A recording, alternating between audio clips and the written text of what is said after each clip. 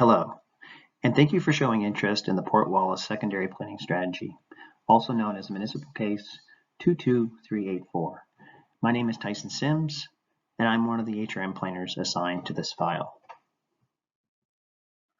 By way of my presentation overview, I will be highlighting the site context and proposal, the planning process and special planning areas, the proposed planning documents, which include the secondary planning strategy, the development agreement, and the land use bylaw. Finally, I will provide some detail regarding the public engagement carried out to date and discuss the public comment period. The purpose of this public engagement is information sharing, for HRM staff to share information with you about the proposal, but more importantly for you, the public, to comment and share your feedback about the proposal with us. Please note, the feedback provided will be considered by staff when finalizing the proposed planning documents. A summary of the responses received will be included in a memorandum to the Provincial Executive Panel on Housing for their consideration prior to making a recommendation to the Minister of Municipal Affairs and Housing, who will then make a final decision. We will now discuss the site context and proposal. The Port Wallace site is located primarily in the community of Dartmouth, where the communities of Dartmouth, Waverley, and Montague Gold Mines meet. This aerial photo on the slide shows the lands outlined in yellow. In this photo, you will also notice that a portion of the Conrad Quarry, located to the east of Highway 107, is included as part of the subject lands. This is because the Conrad Quarry lands form part of the overall site, and a portion of the site is proposed to receive municipal service. Earlier this year, as part of Case 22670, planning documents were amended to allow highway, commercial, and industrial uses on the Conrad Quarry site. The ability to provide municipal water and sewer services to a portion of these lands is subject to approval of the overall Port Wallace development. On this slide, the map to the right shows the lands where the proposed planning documents will apply. These lands have been identified in existing planning documents as an area of potential future growth since 1978. Currently, the lands are owned by 4 property owners. These include Port Wallace Holdings Limited, Conrad Brothers Limited, W. Eric Webby, and KDL PW Properties Limited. This slide provides an overview of the overall development. Generally, the proposal is for a municipally serviced residential subdivision with supporting commercial and institutional uses. The development has been designed to include a minor collector road that extends Avenue du Portage across Barry's Run to Waverley Road.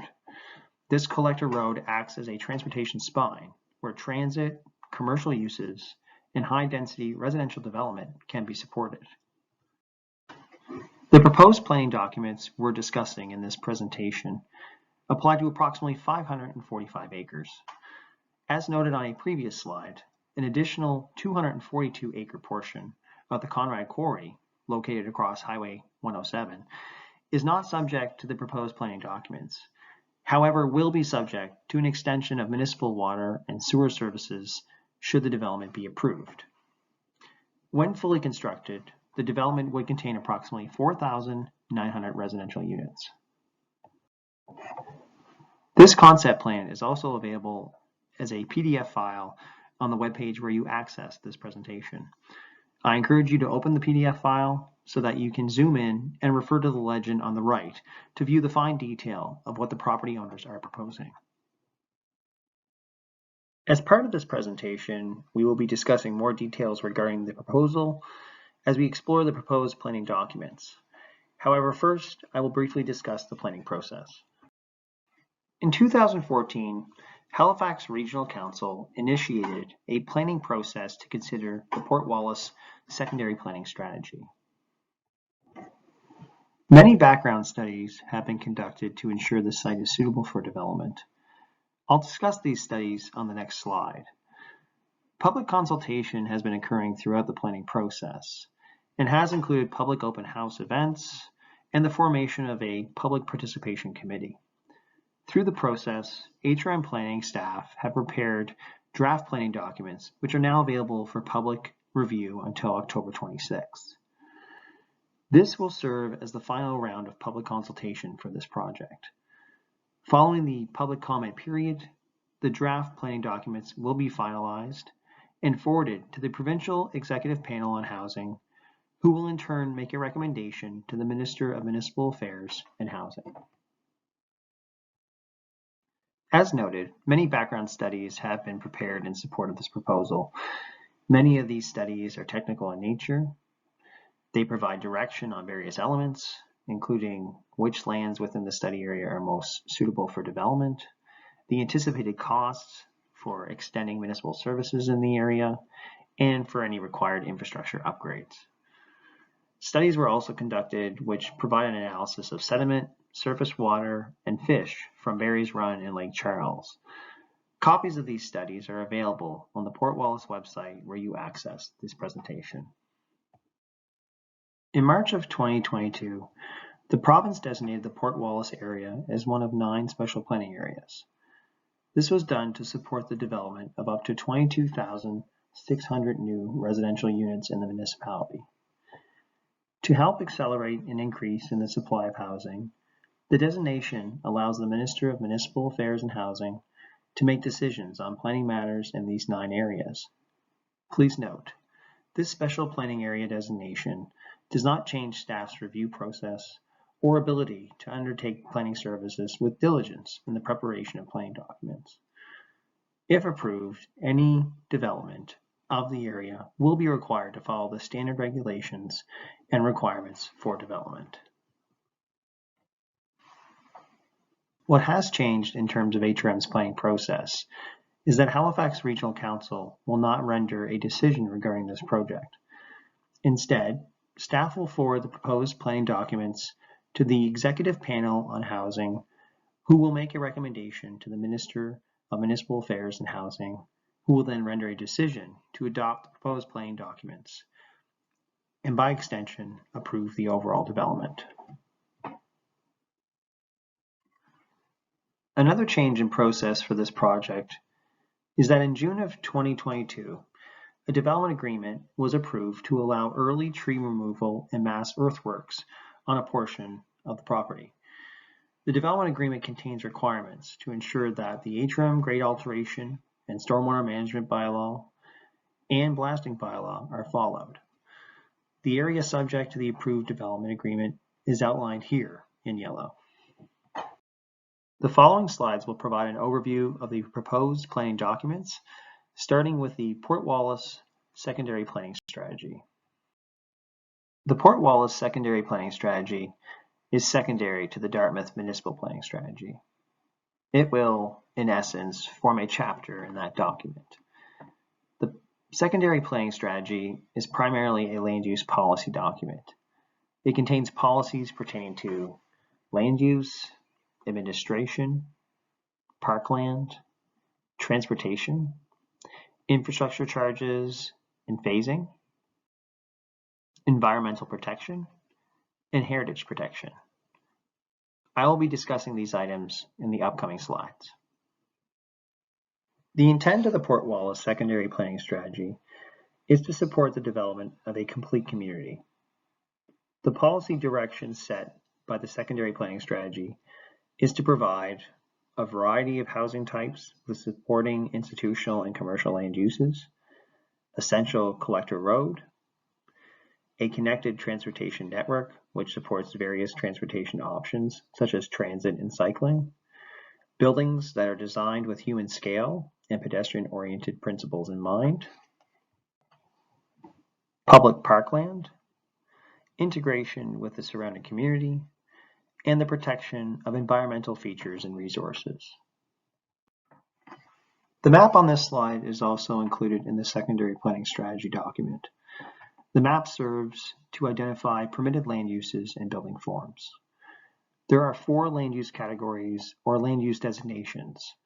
These include the center designation, shown in red, which is to serve as the mixed use area of the development, the higher order residential designation, shown in orange, where multiple unit dwellings are permitted, the low density residential designation, shown in yellow, which permits more typical forms of lower density residential development, and the environmental open space designation, shown in green, which is intended to limit development and protect sensitive areas such as riparian buffers, wetlands, and steep slopes.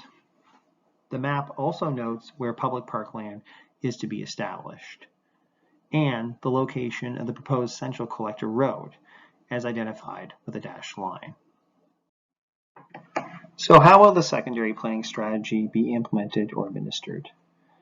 As touched on previously, the secondary planning strategy will be implemented through two mechanisms, a development agreement and a land use bylaw.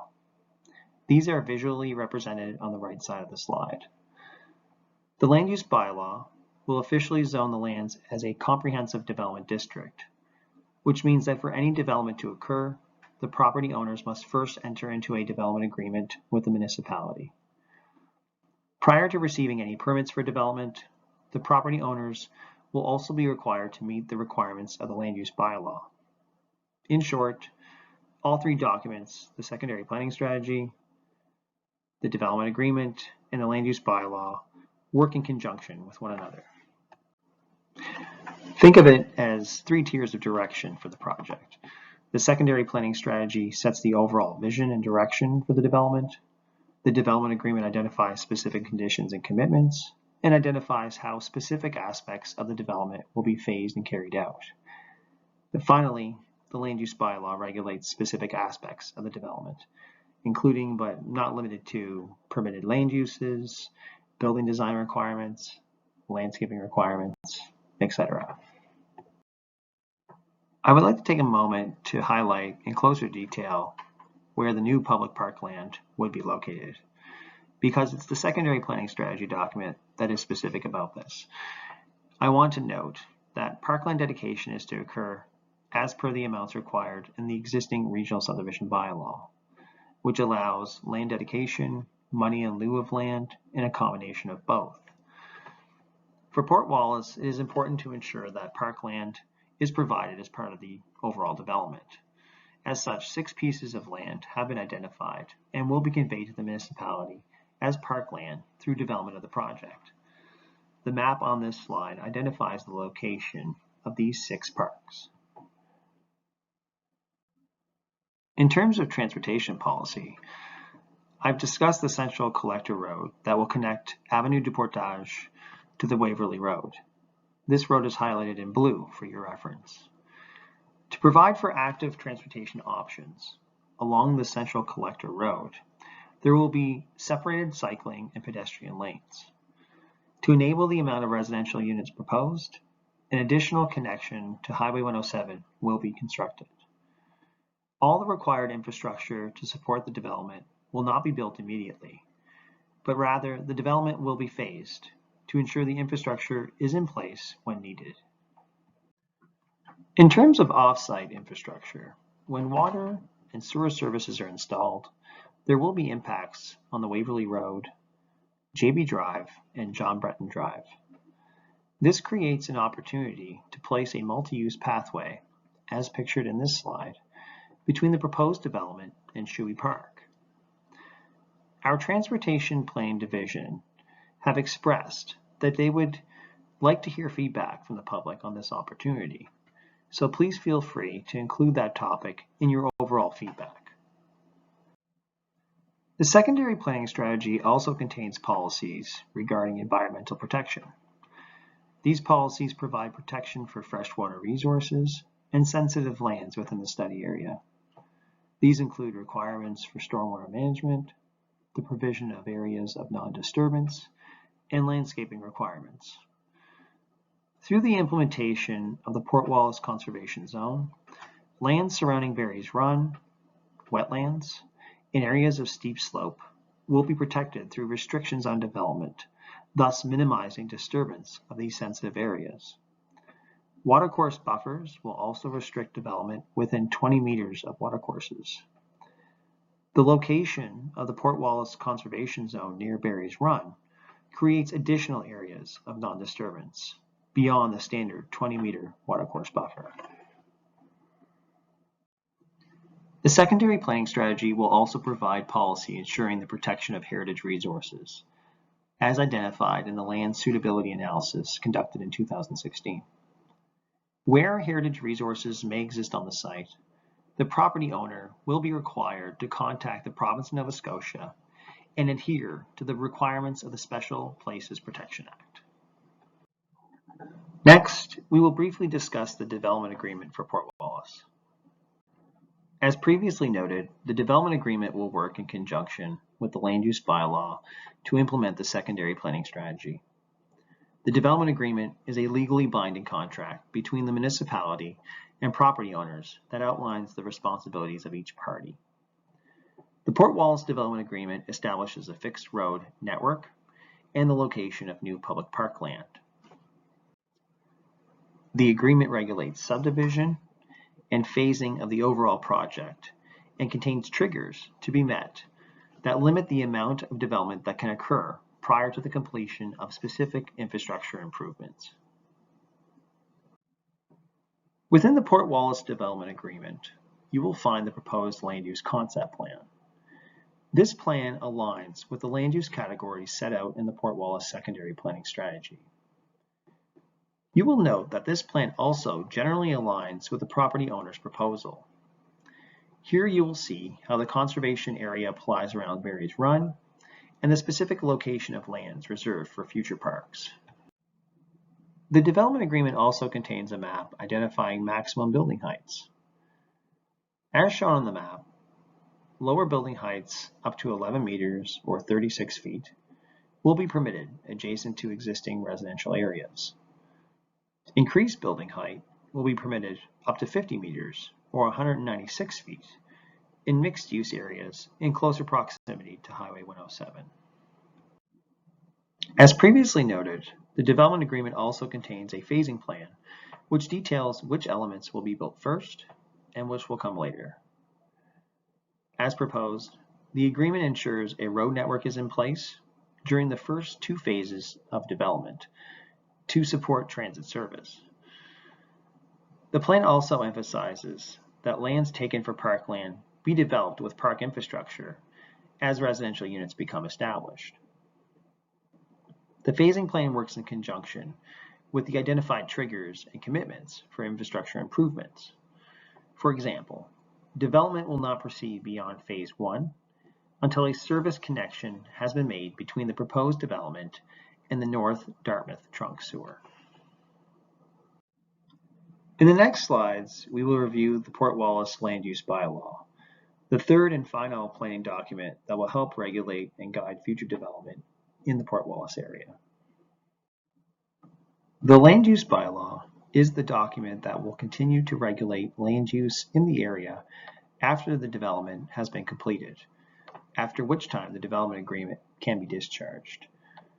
The Land Use Concept Plan, contained in the development agreement as attachment B1, and as shown on the next slide of this presentation, will essentially become the future zoning map contained within the Port Wallace Land Use Bylaw.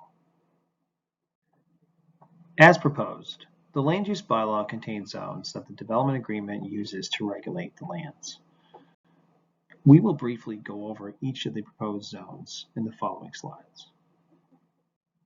The first zone noted is the Port Wallace Comprehensive Development District Zone. This zone will apply to the whole area to enable the development to be regulated by the development agreement. Only limited uses are permitted on the lands prior to a development agreement being approved. The Port Wallace Center Zone permits a wide range of residential, commercial, and institutional uses, with low-rise, mid-rise, tall mid-rise, and high-rise building forms.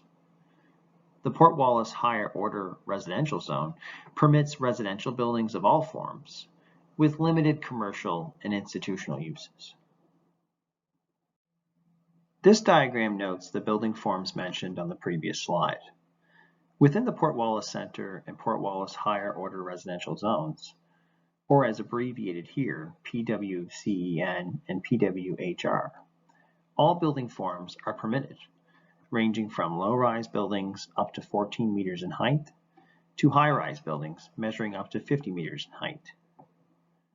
Please note, while these building forms are defined by their maximum heights, the maximum height schedule in the development agreement that we discussed previously on slide 26 will further limit allowable heights in some areas, specifically around existing residential areas.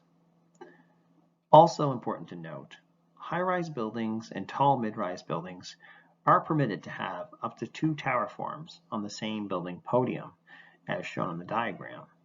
However, they must maintain a minimum separation distance of 25 meters.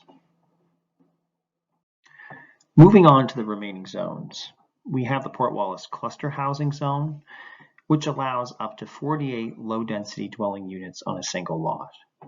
This zone may be applied to selected areas to help reduce environmental impacts and provide additional low-density housing choices. Next, we have the Port Wallace Low-Density Residential Zone, which permits a variety of low-density dwellings on individual lots and ensures only single-unit dwellings and 2-unit dwellings can be located next to existing low-density areas. We also have the Port Wallace Park and Community Facilities Zone, which permits parks and limited institutional uses. Some examples of these uses could be daycare centers or libraries.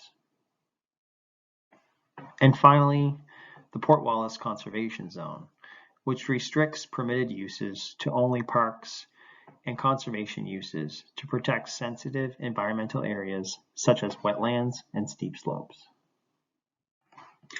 The final item on our presentation agenda is to discuss the public engagement that has taken place to date and the public comment period, which is now open until Wednesday, October 26th, 2022.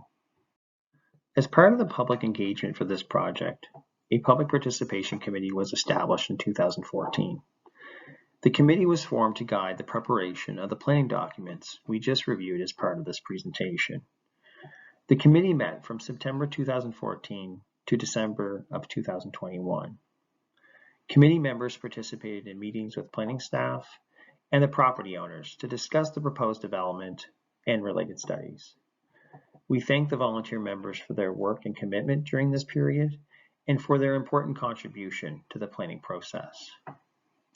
A series of public meetings, workshops, and open houses also form part of the engagement process. As noted at the beginning of this presentation, we are now conducting our final round of public engagement and invite your feedback and comment on the proposed draft planning documents. This period of public comment will remain open until Wednesday, October 26th, 2022. We thank you for your time in viewing this presentation and invite you to review and provide feedback on the draft planning documents listed on our webpage. You can send your feedback by email to planhrm@halifax.ca. Please note, the public comment period will remain open until Wednesday, October 26th, 2022.